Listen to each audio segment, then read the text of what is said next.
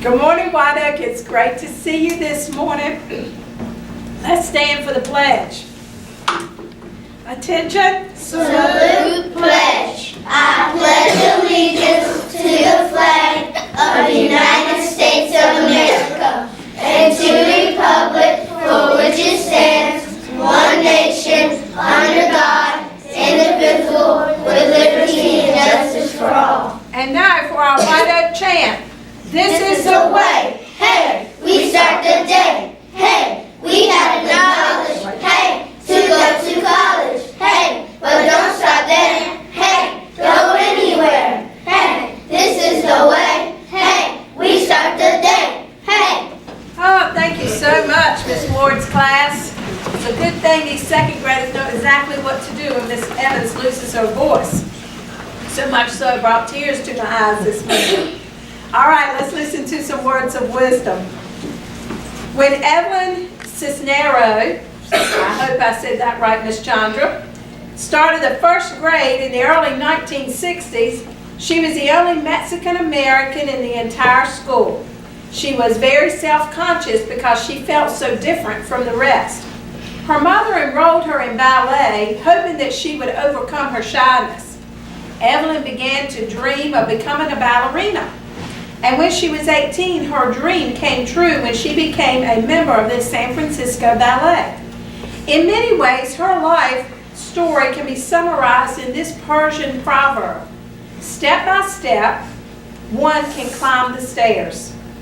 By learning one ballet step at a time, Evelyn made her dream come true. Ask yourself this: what do I want for my future? Am I taking steps toward my dreams? With something to think about, this is Mrs. Evans reminding you of our motto. Say it with me. I am safe, I am a peacemaker, I am a learner. All right, a few announcements. Coming up on Monday, February the 6th, we have Teach a Girl to Lead workshop in our community. So we hope that some of you are signing up to participate in that. You can see me if you're interested, or parents just call the Shepherd Pruden Library, because that's where it will be held at 4:45 on Monday afternoon, and I'm sure that they can help you get signed up. We are in the midst of parent conferences, and I even saw some parents on campus this morning conducting their conference, so I certainly appreciate them coming out. Parents, if you have not conducted your conference, make sure that you make your appointment this week. Our teachers have a goal of 100%. They're going to be here, but we need you here too. Remember that Friday is Parent Conference Day, and so you will be coming out for that, but our students will be home that day. And we are in the final week, I believe, of our food drive, collecting cans and non-perishables for the food pantry, and that's being sponsored by the Chowan County Sheriff's Department. So let's bring those canned goods in. I saw some of you walking down the hall with some this morning. I appreciate that.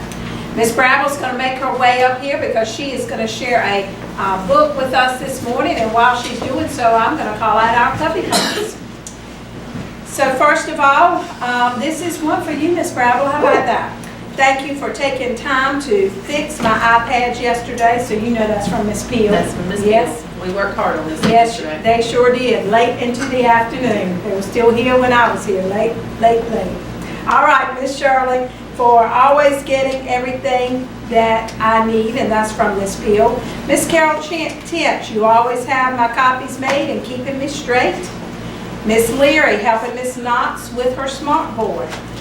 Miss Rosa Carter, leading a portion of the IAPLC yesterday, and she did that on leadership and shared that with me and was doing an awesome job. Miss Proctor, helping in a huge way with RTI student meetings. Miss Sharon Nixon, being on the ball with PBIS, and it says you're welcome, whatever that means. And then Miss Carolyn Leary, again, oh, it says you're awesome. Okay, well then I do know what that means. Thank you, Miss Brown. See, I need her eyes for more than one thing. All right, Miss Leary, Carolyn Leary, for being on the ball with PBIS, and it says you're awesome as well too. So we're going to pause right here and let Ms. Brabble share our book with us, and then I'll do these so you can get back to the camera and do what you got to do. Okay. All right. All right, so today is January 31st, which means tomorrow is what? Groundhog Day. No. January. Tomorrow. February 1st, and then the next day is February 2nd, and February 2nd is Groundhog Day. So we have several books in our library about Groundhog Day, and then some fiction stories about Groundhog Day. And one of the things we're talking about this week in our North Carolina Children's Book Award lessons is the difference between fiction and nonfiction. So today I brought one of each. We have a nonfiction book and we have a fiction book. So the nonfiction book means that's what kind of book? Real. Yeah. This one has facts in it, and it's called Groundhog Day, and it's all about the holiday and how it got its start and where we celebrate and that kind of thing. It says every year on February 2nd, people throughout the United States get up early to find out whether the groundhog will see his shadow when he leaves his burrow. You may know what a burrow is? What's a burrow, Ashley? It's a burrow is something that an animal hibernates in. Yeah, it's where he hibernates during the winter. It's where he lives. And that word in this book is in bold print. That's one of those text features that we see in nonfiction books. And that gives us a clue. We can look it up in the glossary at the end of the book. So this one's got lots of those nonfiction text features that we talk about in the classroom. So you might want to learn about the holiday by reading this book. But then if you want a fun, good Groundhog Day story, this one's called Jeffrey Groundhog Predicts the Weather.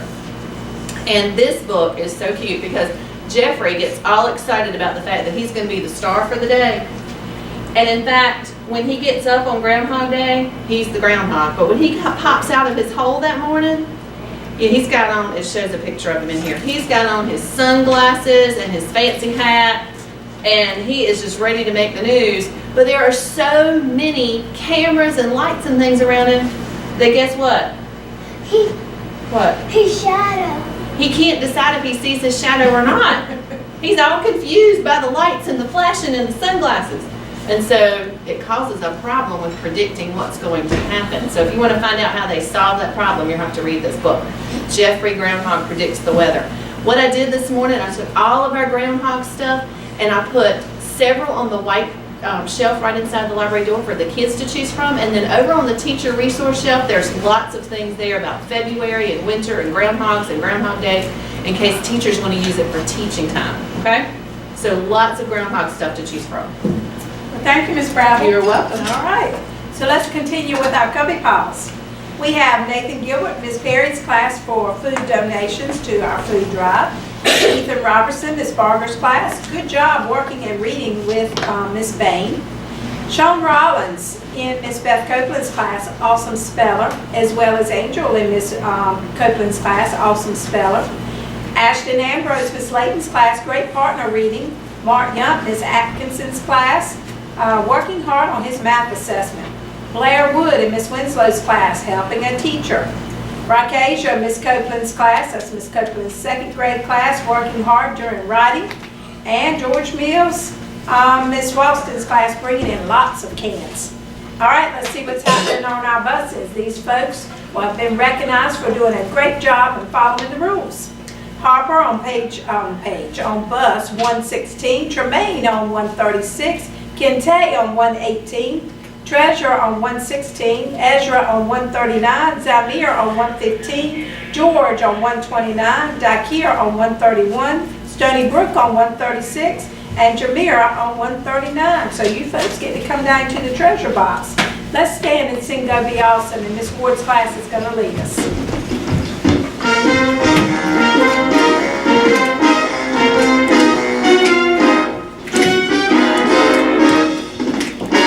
Go be awesome. Go be great. Go be fabulous. 'Cause the world is waiting. You can do what you set your mind to. Just remember, be the awesome you. Oh, remember, be the awesome you. Awesome you. Yeah. I love that jump, Miss Ward. Let's have a great day. I'll see you down the hall and in your classrooms.